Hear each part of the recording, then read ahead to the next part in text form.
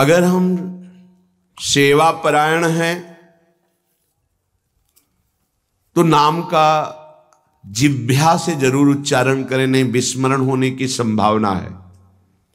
उपांशु, क्योंकि अगर हम बाहर बोलते हैं श्री जी की श्रृंगार सेवा में कहीं हमारे मुख से थूक की छिट्टी न पड़ जाए, रसोई सेवा में है, पद गायन कर रहे हैं, कहीं ऐसा ना हो जाए।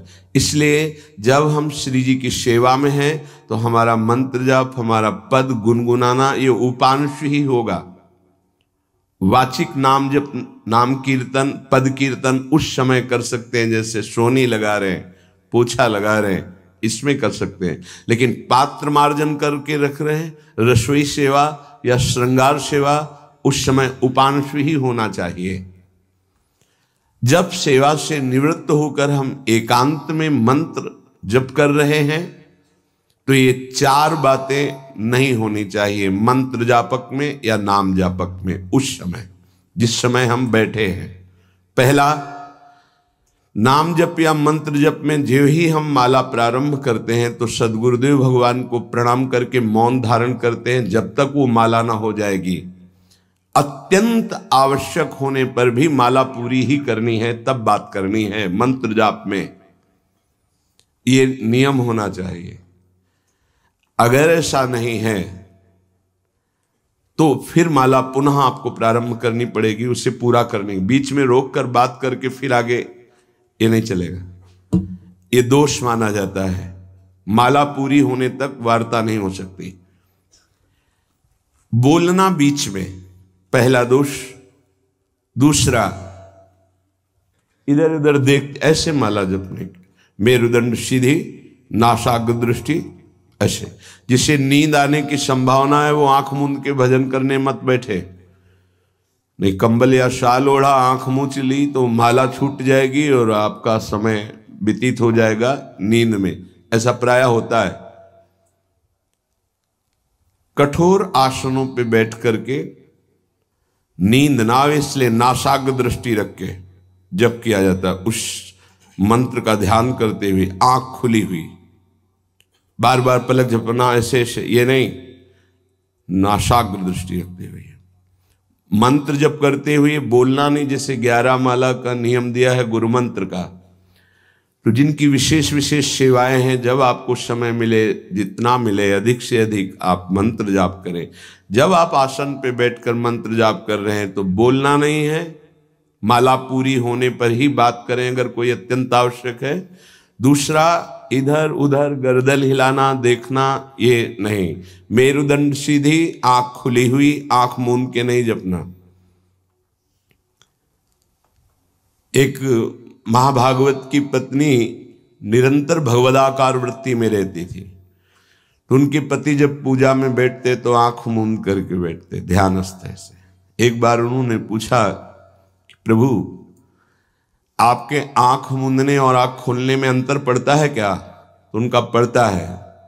तो बोले आपकी पूजा अधूरी। हम चाहे बाहरी दृष्टि में हो या आंतरिक दृष्टि में हो, एक ही चिंतन होना चाहिए।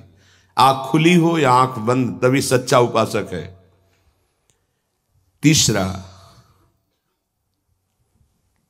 हिलना मंत्र जाप के समय। ये कीर्तन में हो सकता है, पद गायन में हो सकता है, लेकिन मंत्र जाप के समय हिलना नहीं, ये नहीं। गर्दन घुमाना, बात करना। चौथा, हंसते हुए प्रपंच की वार्ता करना, हंसी मजाक चल रही, बोलना मतलब उत्तर देना। चौथे में जो हंसते हुए प्रपंच वार्ता करना। बैठे कुर्सी में 3 लोग, माला हाथ में, प्रपंच की वार्ता। अपमान कर रहे हो माला का, मंत्र का। आप क्या कर रहे हो? उपहास कर रहे हो। 4 लोग जा रहे हैं, माला सरक रहा है, बातचीत कर रहे, तो माला सरकाने से थोड़ी भगवत प्राप्ति होगी। जो माला की एक भी मन का नाम और मंत्र से खाली ना जाए, उसका चिंतन करते हुए, वो आंतरिक चिंतन को बढ़ाने के लिए माला है। माला सरकाने से थोड़ी भगवत प्राप्ति होती है। माला की मनका के सहारे से हम प्रत्येक मंत्र का चिंतन करके, उसका श्रवण करके, मनन करके, तब फिर आगे बढ़ते हैं।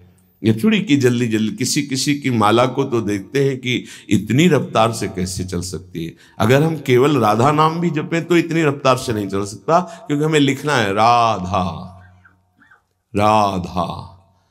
फिर अष्टादशाक्षर मंत्र या द्वादशाक्षर मंत्र, फिर इन मंत्रों को तो कैसे आप इतनी जल्दी, कैसे बिना अक्षर मात्रा दर्शन के कैसे आप मन का सरका दिए। 11 माला बहुत होते हैं। अगर जिस पद्धति से कहते 11 माला कर लो तो बहुत जल्दी मानसिक सिद्धि प्राप्त हो जाए। सामने मंत्र लिखा हुआ है, हर बार नवीन मंत्र की रचना कर रहे हैं। हर मन के पे, एक मन के पे पूरा मंत्र लिखा, फिर एक मन के पे पूरा मंत्र, फिर मन। देखो मन कहाँ भाग के जाएगा, मन निर्विषय हो जाएगा, सच्चिदानंद की तरफ दौड़ पड़ेगा मन। जब के समय किसी को उत्तर देना, इधर उधर देखना, शरीर को हिलाना, हंसते हुए हंसी मजाक वार्तालाप करना, 4 बातें जब में निषेध है। जब काले न भासेत नान्यानि प्रेक्षेत बुधा न कंपेत शिरोग्रीवाम दंता नैव प्रकाशयेत। 4 बातें। ये हंसी मजाक, 2 साधक चल रहे रास्ते में, माला भी चल रहा, हंसी मजाक।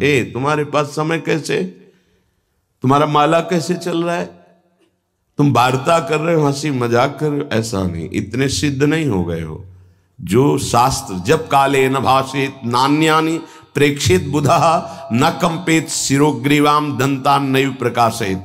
माला जपते समय ये ऐसे हिलना डुलना, शांत, हंसी मजाक, न दंतान नैव प्रकाशयेत, दांत नहीं दिखाई देने चाहिए।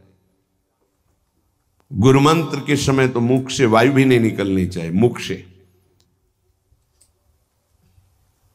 बस ये स्थिति।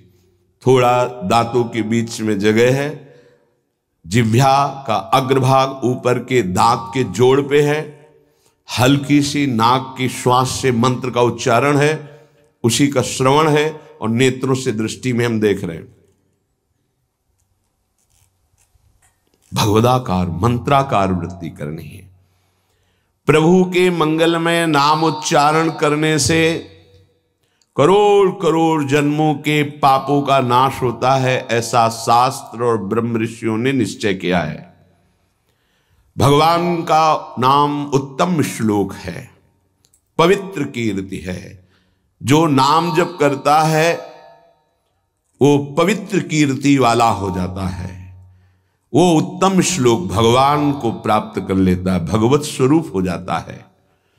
इस मार्ग में चलने वाले उपासक से, चाहे वो ज्ञान मार्ग का हो या भक्ति मार्ग का हो, कोई पाप बन जाए तो शास्त्रोक्त प्रायश्चित करने की आवश्यकता नहीं है। जैसे कृच्छ व्रत, चंद्रायण व्रत, बड़े बड़े कठोर व्रत पापों का प्रायश्चित करने के लिए हैं। वो केवल नाम जप, नाम कीर्तन अपना बढ़ावे, उसी से सारे प्रायश्चित हो जाएंगे। जप करने वाले को अन्य प्रायश्चित करने की आवश्यकता नहीं है। जब तक अनंत जन्मों के हमारे पाप हैं तब तक हमारी नाम में रुचि नहीं होती। ये बहुत ध्यान देने का विषय है कि जब नाम की इतनी महिमा है तो सब लोग नाम में क्यों नहीं लगते? बोले इसलिए नहीं लगते कि इतने पाप हैं कि नाम की तरफ रुचि ही नहीं हो सकती। जैसे कोई कहे कि चीनी चीनी चीनी कहने से तो क्या मुंह में मिठास आ जाएगी क्या? भोजन भोजन भोजन करने से क्या पेट भर जाएगा क्या? तो ऐसे ही कृष्ण कृष्ण राम राम राधा राधा करने से क्या राधा मिल जाएंगे क्या? बड़े तर्क होते हैं ना दिमाग में। वो जड़ वस्तु है, वो न पहले थी न बाद में रहेगी, बीच में भी उसकी सत्ता नहीं है। नासतो विद्यते भाव।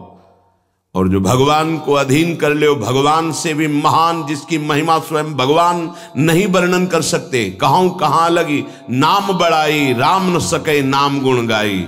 वो इन भौतिक पदार्थों के नाम जैसा नहीं है, वो सच्चिदानंद है। स्वप्रधानमेव पुरुषोत्तम कीर्तनम पाप प्रध्वंसन हेतु। जो भगवान पुरुषोत्तम का नाम कीर्तन करता है उसे अन्य साधन करे या न करे, प्रधान साधन नाम जप या नाम कीर्तन उसके सर्वस्व पाप का नाश कर देता है। किसी दूसरे प्रायश्चित के स्पर्श की भी आवश्यकता नहीं है। केवलमेव हरि कीर्तनम कृष्ण पापक्ष हेतु नान्य समुचितम नतरा मन्यांग भूतम। केवल नाम जप नाम कीर्तन संपूर्ण पाप और पाप प्रवृत्ति को विध्वंस कर देता है। अन्य किसी साधन के अंगभूत की आवश्यकता नहीं है। हो रहा है अच्छा, नहीं हो रहा तो चिंता की बात नहीं है। संपूर्ण पाप और पाप प्रवृत्ति का नाश करने के लिए केवलमेव हरि कीर्तनम, केवल भगवन नाम कीर्तन, भगवन नाम जप। नरक हेतु संस्कार प्रायश्चित्त निर्वत्ते न सजाति योत्पादक भक्त्या पुनरुभव विधोपीति भक्तेरे वात्यंतिक शुद्ध हेतुत्वम न कर्मणाम। जैसे निश्चित हो चुका है आपके पाप कर्म से बन चुके कि नरक जाना है, निश्चित हो चुका है, अब उसको मिटा सकता है तो केवल नाम जब मिटा सकता है, दूसरा कोई साधन नहीं है। न कर्मणाम, कोई ऐसा कर्म नहीं कि तुमको रोक सके नरक जाने से। ऐसे आचरण बन गए तो बोले नरक का हेतुभूत जो कर्म हुआ, जो पाप जमा हुए, उसमें भस्म करने के लिए और भी प्रायश्चित हो सकते हैं, लेकिन उसकी जो वासना है, जो संस्कार है, जो पाप प्रवृत्ति है, वो किसी में नष्ट करने की सामर्थ्य नहीं, किसी कर्म में। वो केवल नाम जप में है। नाम बड़े बड़े पापों को विध्वंस करके पाप के वासना संस्कार प्रवृत्ति का नाश कर देता है। संस्कार निवृत्त हो जाना है बहुत कठिन बात है। पाप निवृत्त होने के तो बहुत साधन बताए गए हैं। अतः एकमात्र नाम जप नाम कीर्तन पाप प्रवृत्ति पाप संस्कारों की निवृत्ति कर देता है।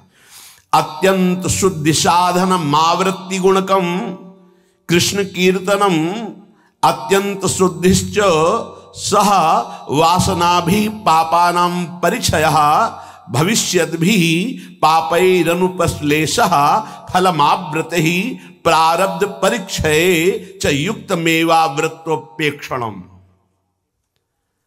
यदि बार बार नाम की आवृत्ति की जाए, राधा राधा राधा राधा, बार बार श्री कृष्ण कीर्तन किया जाए, नाम जप किया जाए, तो किसी अन्य साधना से जो शुद्धि नहीं होती वो बहुत जल्दी ये नाम जप से नाम कीर्तन से होती है। वासनाओं के साथ समस्त पापों का नाश हो जाना अत्यंत शुद्धि है।